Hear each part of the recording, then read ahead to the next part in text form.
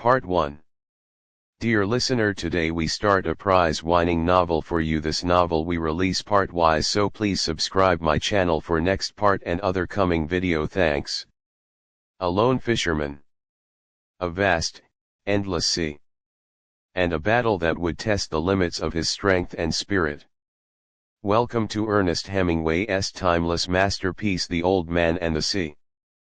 Fade into an old wooden boat drifting on the ocean, the sun setting on the horizon. Join us as we journey through this Pulitzer Prize-winning story, a tale of courage, resilience, and the unbreakable bond between man and nature. Sit back, relax, and immerse yourself in this unforgettable audiobook experience. The Old Man and the Sea. Ernest Hemingway. THEOLDMANANDTHESEASYNOPSIS. The Old Man and the Sea is a short novel, perhaps the most acclaimed by the American writer Ernest Hemingway. It was published in 1952 and is considered one of the most important works of world literature of the 20th century. It is about Santiago, an old fisherman who sets out on his boat to fish even though he has been on a bad streak for some time. For 84 days he did not manage to catch a single fish. However, his luck suddenly changes when a large one takes the bait. The fish's dimensions were impressive, making it difficult for the old man to lift it to his boat. It is there that a tireless struggle begins, which leads to an intriguing ending. He was an old man who fished alone in a skiff in the Gulf Stream, and he had gone 84 days now without taking a fish. In the first 40 days a boy had been with him. But after 40 days without a fish, the boy's parents had told him that the old man was now definitely and finally sallow, which is the worst form of unlucky, and the boy had gone at their orders in another boat which caught 3 good fish the first week. It made the boy sad to see the old man come in each day with his skiff empty, and he always went down to help him carry either the coiled lines or the gaff and harpoon and the sail that was furled around the mast. The sail was patched with flour sacks and, furled, it looked like the flag of permanent defeat. The old man was thin and gaunt with deep wrinkles in the back of his neck. The brown blotches of the benevolent skin cancer the sun brings from its reflection on the tropic sea were on his cheeks. The blotches ran well down the sides of his face, and his hands had the deep creased scars from handling heavy fish on the cords. But none of these scars were fresh. They were as old as erosions in a fishless desert. Everything about him was old except his eyes, and they were the same color as the sea and were cheerful and undefeated. "Santiago," the boy said to him as they climbed the bank from where the skiff was hauled up. "I could go with you again. We've made some money." The old man had taught the boy to fish, and the boy loved him. "No," the old man said. "You're with a lucky boat. Stay with them, but remember how you went 87 days without fish, and then we caught big ones every day for 3 weeks. "I remember," the old man said. "I know you did not leave me because you doubted. It was Papa made me leave. I am a boy and I must obey him." "I know," the old man said. "It is quite normal. He hasn't much faith." "No," the old man said.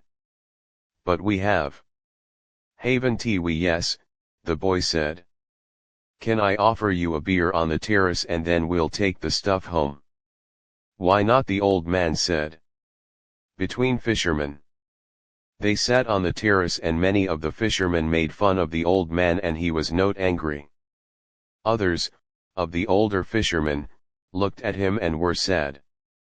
But they did not show it, and they spoke politely about the current and the depths they had drifted their lines at and the steady good weather and of what they had seen.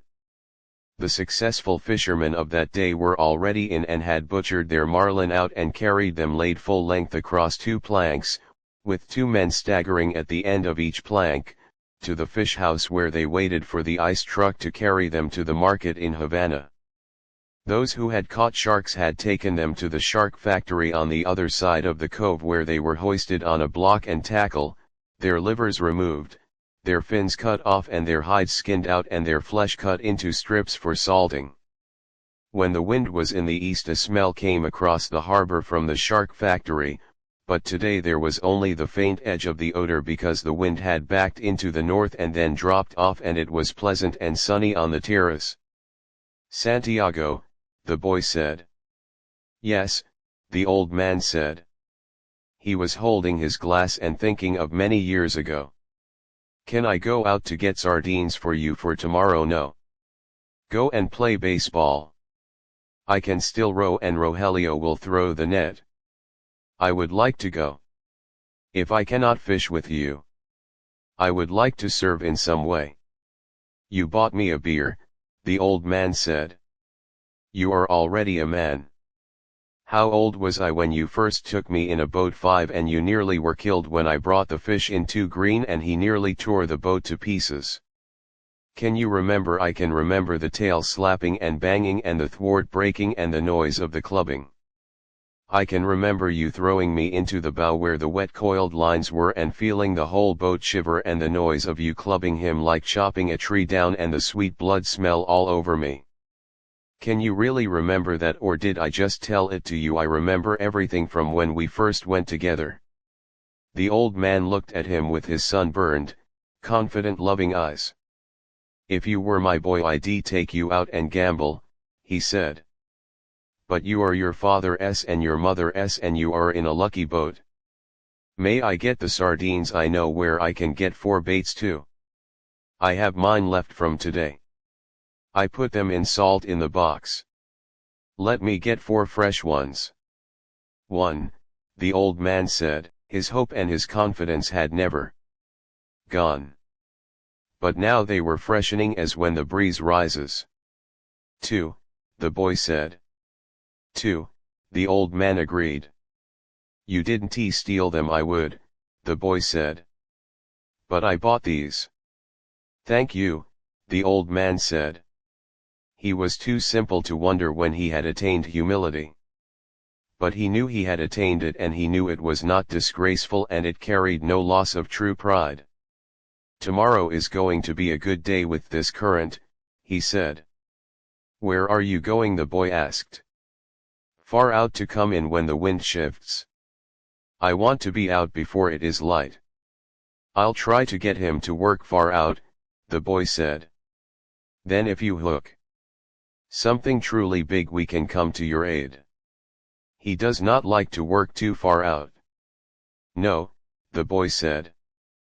"But I will see something that he cannot see, such as a bird working, and get him to come out after dolphin." "Are his eyes that bad?" "He is almost blind." "It is strange," the old man said. "He never went turtling. That is what kills the eyes." "But you went turtling 4 years off the Mosquito Coast and your eyes are good." "I am a strange old man." "But are you strong enough now for a truly big fish?" "I think so. And there are many tricks." "Let us take the stuff home," the boy said. "So I can get the cast net and go after the sardines." They picked up the gear from the boat. The old man carried the mast on his shoulder and the boy carried the wooden boat with the coiled, hard-braided brown lines, the gaff, and the harpoon with its shaft. The box with the baits was under the stern of the skiff along with the club that was used to subdue the big fish when they were brought alongside. No one would steal from the old man, but it was better to take the sail and the heavy lines home as the dew was bad for them, and, though he was quite sure no local people would steal from him, the old man thought that a gaff and a harpoon were needless temptations to leave in a boat. They walked up the road together to the old man's shack and went in through its open door. The old man leaned the mast with its raft sail against the wall and the boy put the box and the other gear beside it. The mast was nearly as long as the one room of the shack. The shack was made of the tough boot shields of the royal palm, which are called guano, and in it there was a bed, a table, 1 chair, and a place on the dirt floor to cook with charcoal. On the brown walls of the flattened, overlapping leaves of the sturdy fibered guano. There was a picture in color of the Sacred Heart of Jesus and another of the Virgin of Cabra. These were relics of his wife. Once there had been a tinted photograph of his wife on the wall, but he had taken it down because it made him too lonely to see it, and it was on the shelf in the corner under his clean shirt. "What do you have to eat?" the boy asked. "A pot of yellow rice with fish. Do you want some?" "No, I will eat at home." "Do you want me to make the fire?" "No, I will make it later on, or I may eat the rice cold." "May I take the cast net?" "Of course." There was no cast net, and the boy remembered when they had sold it. But they went through this fiction every day. There was no pot of yellow rice and fish, and the boy knew this too. 85 is a lucky number, the old man said.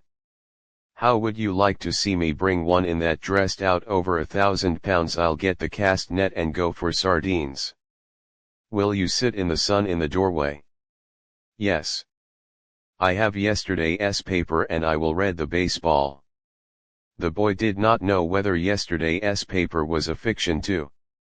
But the old man brought it out from under the bed.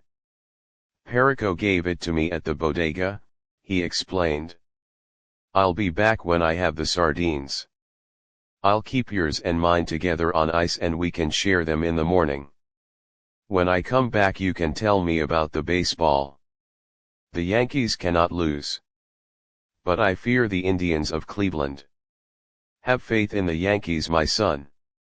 Think of the great DiMaggio." "I fear both the Tigers of Detroit and the Indians of Cleveland." "Be careful or you will fear even the Reds of Cincinnati and the White Sox of Chicago.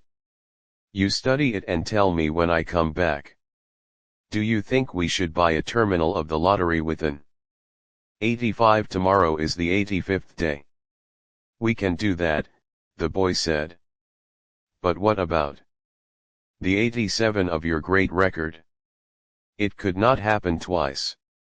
Do you think you can find an 85? I can order one. One sheet. That's $2.50. Who can we borrow that from? That's easy. I can always borrow $2.50. I think perhaps I can too. But I try not to borrow. First you borrow. Then you beg." "Keep warm, old man," the boy said. "Remember we are in September. The month when the great fish come," the old man said. "Anyone can be a fisherman in May." "I go now for the sardines," the boy said. When the boy came back the old man was asleep in the chair and the sun was down. The boy took the old army blanket off the bed and spread it over the back of the chair and over the old man's shoulders. They were strange shoulders, still powerful although very old, and the neck was still strong too, and the creases did not show so much when the old man was asleep and his head fallen forward. His shirt had been patched so many times that it was like the sail, and the patches were faded to many different shades by the sun. The old man's head was very old though, and with his eyes closed there was no life in his face. The newspaper lay across his knees and the weight of his arm held it there in the evening breeze. He was barefooted. The boy left him there, and when he came back the old man was still asleep. "Wake up, old man," the boy said, and put his hand on one of the old man's knees. The old man opened his eyes, and for a moment he was coming back from a long way away. Then he smiled. "What have you got?" he asked. "Supper," said the boy. "We're going to have supper." "I'm not very hungry." "Come on and eat." "You can't fish and not eat." "I have," the old man said, getting up and taking the newspaper and folding it. Then he started to fold the blanket. "Keep the blanket around you," the boy said. "You'll not fish without eating while I'm alive. Then live a long time and take care of yourself," the old man said. "What are we eating?" "Black beans and rice, fried bananas, and some stew." The boy had brought them in a 2-decker metal container from the terrace. The 2 sets of knives and forks and spoons were in his pocket with a paper napkin wrapped around each set. "Who gave this to you, Martin?" "The owner." "I must thank him." "I thanked him already," the boy said. "You don't need to thank him. I'll give him the belly meat of a big fish," the old man said. "Has he done this for us more than once?" "Us? I think so. I must give him something more than the belly meat then. He is very thoughtful, for he sent 2 beers. I like the beer in cans best." "I know. But this is in bottles, HU beer, and I take back the bottles." "That's very kind of you," the old man said. "Should we eat?" "I've been asking you to," the boy told him gently. "I have not wished to open the container until you were ready." "I'm ready now," the old man said. "I only needed time to wash." "Where did you wash?" the boy thought. The village water supply was 2 streets down the road. "I must have water here for him," the boy thought, "and soap and a good towel. Why am I so thoughtless? I must get him another shirt and a jacket for the winter and some sort of shoes and another blanket." "Your stew is excellent," the old man said. "Tell me about the baseball," the boy asked him. "In the American League it is the Yankees, as I said," the old man said happily. "They lost today," the boy told him. "That means nothing. The great DiMaggio is himself again. They have other men on the team." "Naturally. But he makes the difference. In the other league, between Brooklyn and Philadelphia, I must take Brooklyn. But then I think of Dick Sisler and those great drives in the old park. There was nothing ever like them. He hits the longest ball I have ever seen.